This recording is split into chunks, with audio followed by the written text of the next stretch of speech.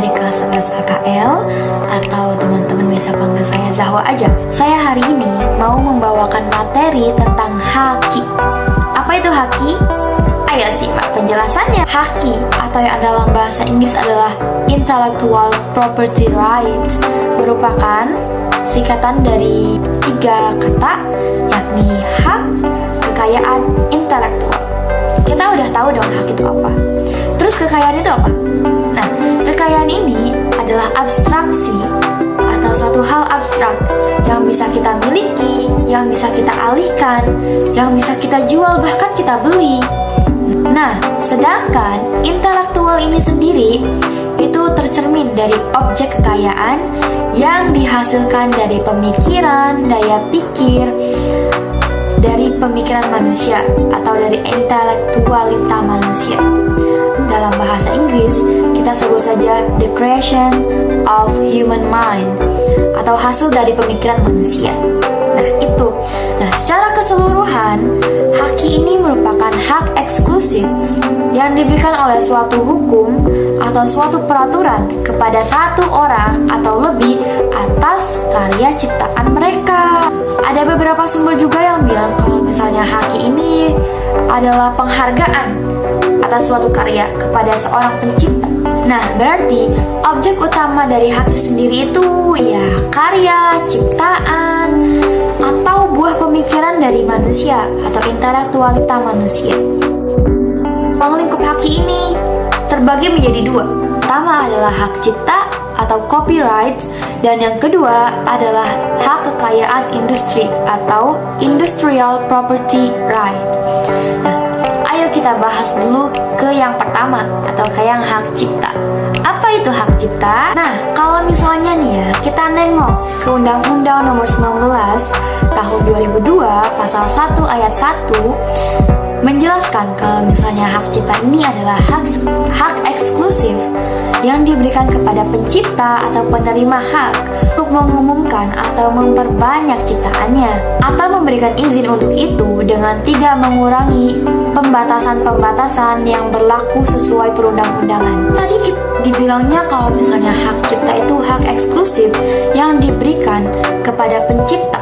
Berarti pencipta ini orang yang menciptakan karya tersebut, baik itu perseorangan ataupun kelompok yang bekerja bersama-sama, yang lalu dengan akal mereka menciptakan sesuatu, gitu ya. Atau penerima hak untuk mengumumkan dan memperbanyak ciptaannya.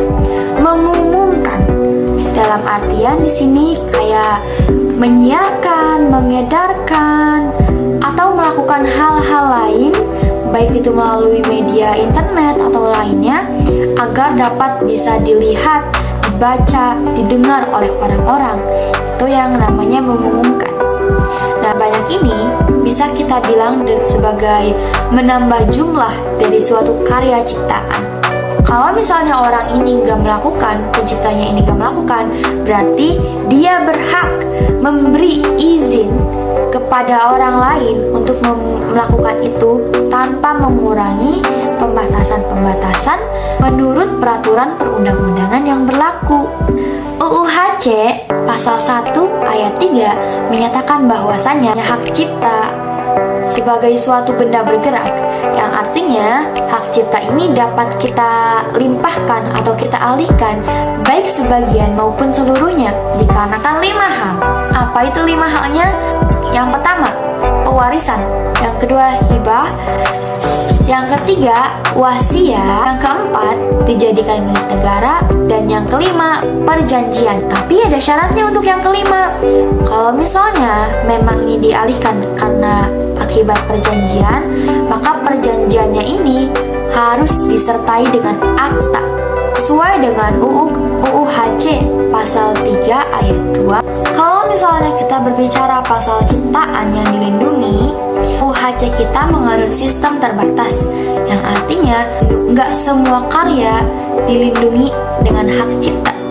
Hal yang dilindungi ciptaannya itu meliputi bidang ilmu pengetahuan, seni, dan sastra.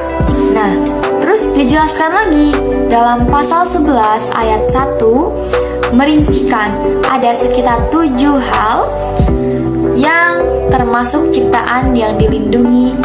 Yang pertama ada buku.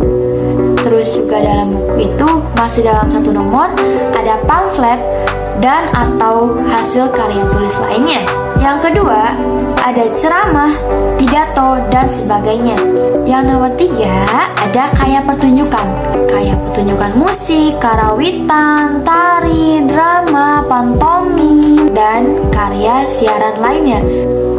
Yang nomor 4 ada yang namanya ciptaan tari atau koreografi, dan juga ada ciptaan musik baik dengan atau tanpa teks. Juga masih di nomor 4, selain yang tadi ada juga karya rekaman suara dan bunyi. Yang kelima itu segala bentuk seni rupa. Seni rupa itu yang kita tahu kayak seni lukisan, seni patung, kaligrafi. Perlindungan seni rupa ini diatur di pasal 10 ayat 2. Hal lain yang dilindungi itu seni batik, arsitektur, sinematografi, dan fotografi. Yang ketujuh itu program komputer, terjemahan, tafsir, saduran, dan penyusunan bunga rampai. Nah, terus berapa lama sih hak cipta ini berlaku? Waktu berlakunya hak cipta ini dibagi jadi 3. Kelompok 1, sifat karyanya orisinil. Sebuah karya cipta yang orisinil, sifatnya orisinil, asli, perlindungan hukumnya selama penciptanya masih hidup, dan sampai 50 tahun setelah penciptanya tiada. Nah, ciptaan apa aja sih yang termasuk ke dalam kelompok 1 ini? Yang pertama, ada buku, pamflet, atau karya tulis. Kedua, koreografi atau ciptaan tari. Ketiga ini, segala bentuk seni rupa. Kayak yang tadi, seni lukis, seni patung, kaligrafi, dan lain-lain. Keempat, ciptaan lagu atau musik baik dengan atau tanpa teks. Kelompok kedua atau derivatif. Ini sifat karyanya atau sifat ciptaannya atau tiruan. Karya kelompok 2 ini hak ciptanya akan berlaku selama 50 tahun. Nah, ciptaan yang termasuk ke dalam kelompok 2 ini, yang pertama adalah karya pertunjukan, kayak musik, karawitan, drama, tari, pantomim, dan lain-lain. Terus yang kedua, selain karya pertunjukan, juga ada ceramah, pidato, dan lain-lain. Ketiga itu ada peta, dan yang keempat ada karya sinematografi, karya fotografi, karya rekaman suara atau bunyi. Kelompok yang terakhir atau kelompok 3 ini bersifat terpengaruh waktu, karena karya ciptaannya, aktualisasinya itu tidak begitu bertahan lama. Jadi, hak penciptaannya akan dilindungi selama 25 tahun aja. Apa aja? Karya fotografi. Kedua, ada program komputer. Dan yang ketiga, itu saduran dan penyusunan bunga rampai. Nah, terus sifat dari haki ini apa? Apakah harus? Apakah kita semua, kalau misalnya kita memiliki karya, harus wajib untuk mendaftarkan hak cipta? Tidak, teman-teman. Jadi, hak cipta ini bersifat fakultatif. Fakultatif ini artinya boleh. Jadi, kalau misalnya teman-teman sebagai pencipta ingin mendaftarkan hak ciptanya, boleh. Tapi kalau misalnya teman-teman gak mau mendaftarkan, juga boleh. Gak akan ada sanksinya, karena pendaftaran hak cipta ini bersifat fakultatif. Kalau misalnya teman-teman mau mendaftarkan hak cipta atas ciptaan teman-teman harus mendatangi Direktorat Jenderal Hak Kekayaan Intelektual, Departemen Kehakiman, dan juga Hak Asasi Manusia. Yang saya bilang tadi, ruang lingkup dari haki terbagi menjadi 2, copyright atau hak cipta, dan ada juga hak kekayaan industri atau industrial property rights. Hak kekayaan industri ini terbagi menjadi beberapa lagi nih, teman-teman. Yang pertama, ada yang namanya paten. Hak paten ini adalah hak khusus yang diberikan negara kepada seorang penemu yang penemuannya itu berada di bidang teknologi. Selain paten, ada juga merek. Siapa sih yang nggak tahu merek? Nih, saya punya produk. Ini namanya merek. Jadi menurut Undang-Undang Nomor 15 Tahun 2001 Pasal 1 Ayat 1, hak merek adalah tanda yang berupa gambar, nama, kata, huruf-huruf, angka-angka, susunan warna, atau kombinasi dari unsur tersebut yang memiliki daya pembeli dan digunakan dalam kegiatan perdagangan barang atau jasa. Merek ini, trademark ini, dibagi lagi jadi 3. Ada merek jasa, merek dagang, dan merek kolektif. Sebenarnya, tujuan dari merek ini sama. Mau itu di bidang jasa, dagang, kolektif, untuk sama-sama membedakan satu produk dengan produk lainnya yang sejenis. Kayak kalau misalnya nih, di merek dagang itu kan berarti kita menjual barang. Nah, berarti mereknya ini itu merek barang yang digunakan untuk membedakan barang yang satu dengan barang yang lainnya yang sejenis. Contohnya, buku. Di buku itu kita ada yang mereknya BM Kampus, ada yang mereknya Sinar Dunia, ada yang mereknya Kiki.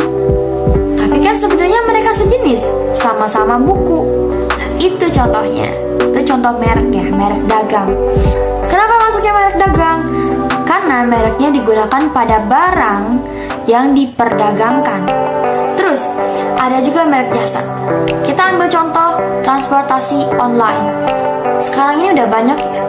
Nah, satu jenis sama-sama menawarkan jasa transport, jasa antar, jemput, atau lain-lain. Tapi ada Gojek, ada Maxim, ada Grab.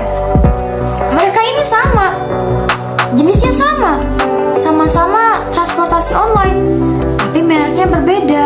Kolektif ini, merek dagangnya itu digunakan baik pada barang atau jasa dengan karakteristik yang sama yang diperdagangkan oleh beberapa orang atau badan hukum untuk membedakan barang atau jasa yang sejenis. Nah, selain paten dan merek, ada juga rancangan atau industrial design. Industrial design ini ya berupa rancangan desain. Rancangan desain ini sendiri tuh suatu kreasi, entah bentuk, konfigurasi, atau komposisi, garis, atau warna, atau gabungan daripadanya. Jadi bisa aja gabungan dari mereka gitu.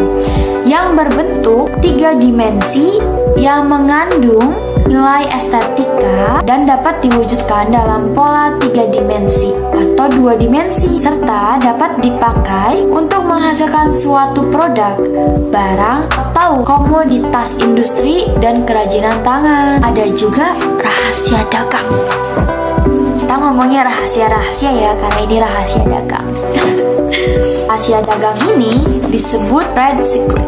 Nah, rahasia ini itu maksudnya informasi di bidang teknologi atau bisnis yang tidak boleh diketahui oleh masyarakat. Tentu dong, kan ini rahasia karena mempunyai nilai ekonomi yang berguna dalam kegiatan usaha.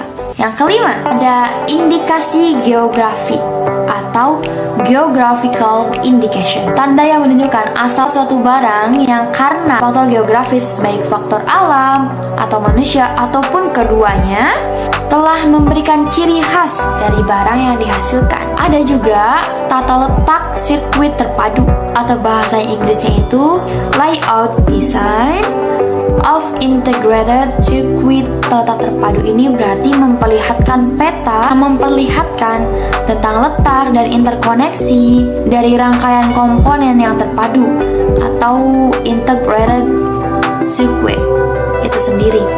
Nah, selain memperlihatkan letak tadi dan interkoneksinya, ini juga memperlihatkan unsur yang berkemampuan olah masukan arus listrik menjadi khas dalam arti alur, tegangan, frekuensi, serta parameter fisik lainnya.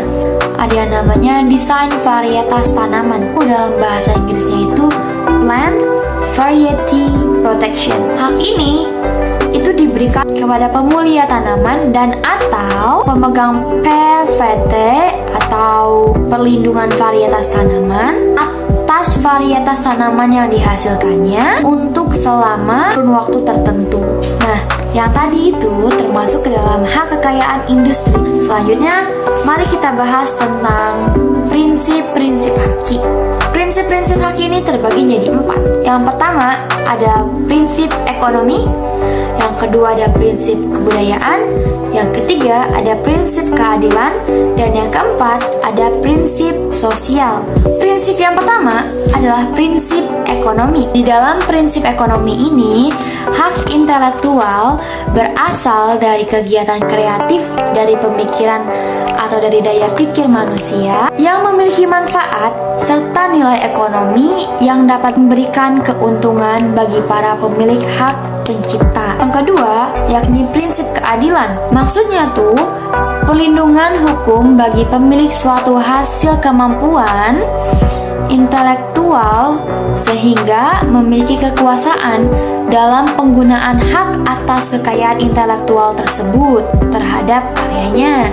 Ada juga prinsip kebudayaan. Prinsip kebudayaan sendiri ini merupakan pengembangan dari ilmu pengetahuan, sastra, dan seni guna meningkatkan taraf kehidupan serta akan memberikan keuntungan bagi masyarakat, bangsa, dan negara. Yang terakhir adalah prinsip sosial. Haki ini diibaratkan mengatur kepentingan manusia sebagai warga negara, sehingga hak yang telah diberikan oleh hukum atas suatu karya merupakan suatu kesatuan yang diberikan perlindungan berdasarkan keseimbangan antara kepentingan individu dan masyarakat atau lingkungan. Kita udah ngomongin haki ini dari tadi, tapi ada yang tahu nggak sih apa itu fungsi haki? Pertama, fungsi haki ini perlindungan hukum terhadap pencipta baik perorangan maupun kelompok atas usaha dalam membuat sebuah karya yang mengandung nilai ekonomis. Fungsi yang kedua ini untuk mencegah atau mengantisipasi terjadinya pelanggaran atas haki milik orang lain. Yang ketiga, yakni mendorong setiap orang untuk terus berinovasi agar bisa mendapat apresiasi dari masyarakat. Fungsi yang keempat ini yakni untuk meningkatkan kompetisi khususnya dalam hal komersialisasi kekayaan intelektual. Terakhir yakni sebagai pertimbangan untuk menentukan strategi penelitian dalam ranah industri di Indonesia. Nah, sekarang sudah saatnya kita membahas tentang simbol-simbol dari haki. Saya akan menjelaskan 4 aja. Yang pertama itu ada simbol registered yang bentuknya itu huruf R. Pada lihat nih, saya punya produk, salah satu produk yang punya simbol registered di sini. Bentuknya R kan? Kalau misalnya kita menemukan produk dengan tanda kayak gini, kayak produk das ini, tandanya produk ini udah terdaftar dan udah legal. Selain tanda register tadi, ada juga tanda copyright.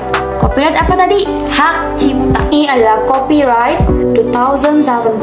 2017 Park Jun. Ya, kita nemu nih suatu karya atau suatu ciptaan dengan tanda copyright di sana, kayak musik atau kayak buku ini. Nah, tandanya kita nggak bisa melakukan publikasi atas karya tersebut tanpa mencantumkan nama penciptanya. Selain yang registered sama copyright tadi, ada juga yang namanya trademark. Kalau misalnya kita nemu sesuatu dengan simbol TM tadi, trademark tadi, tandanya barang tersebut atau karya tersebut atau ciptaan tersebut sedang dalam masa pengajuan kepemilikan. Ada juga service mark.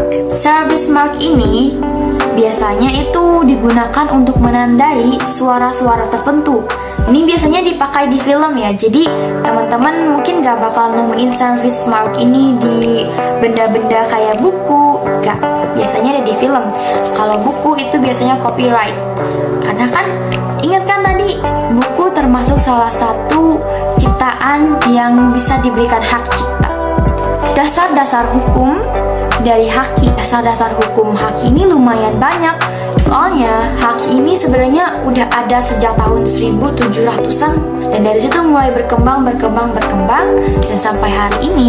Dasar-dasar hukum haki ini ada dari Undang-Undang Nomor 7 Tahun 1994 tentang pengesahan Agreement Establishing the World Trade Organization atau WTO. Nah, terus ada juga Undang-Undang Nomor 10 Tahun 1995 tentang kepabeanan. Ada Undang-Undang Nomor 12 Tahun 1997 tentang hak cipta. Undang-Undang Nomor 13 Tahun 1997 tentang hak paten. Ada juga Undang-Undang Nomor 14 Tahun 1997 tentang merek. Selain undang-undang, ada juga Keputusan Presiden Republik Indonesia Nomor 15 Tahun 1997 tentang pengesahan Paris Convention for the Protect of Industrial Property dan Convention Establishing World Intellectual Property Organization. Ada juga Keputusan Presiden RI Nomor 17 Tahun 1997 tentang pengesahan Trademark Law Treaty. Dan juga di tahun yang sama, Keputusan Presiden Republik Indonesia Nomor 18 Tahun 1997 tentang pengesahan Berne Convention for the Protection of Literary and Artistic Works. Keputusan Presiden RI Nomor 19 Tahun 1997 tentang pengesahan WPO Copyright Treaty. Satu kasus dari pelanggaran hak kekayaan intelektual atau hak cipta itu buku bajakan. Teman-teman pernah nggak sih kayak mungkin belanja online terus ngeliat buku-buku nih, buku kayak harga aslinya 80 ribuan, di official store-nya, di toko resminya harga aslinya 80 ribuan, tapi di situ kok nggak ada diskon, nggak ada apa, harganya 20 ribu doang.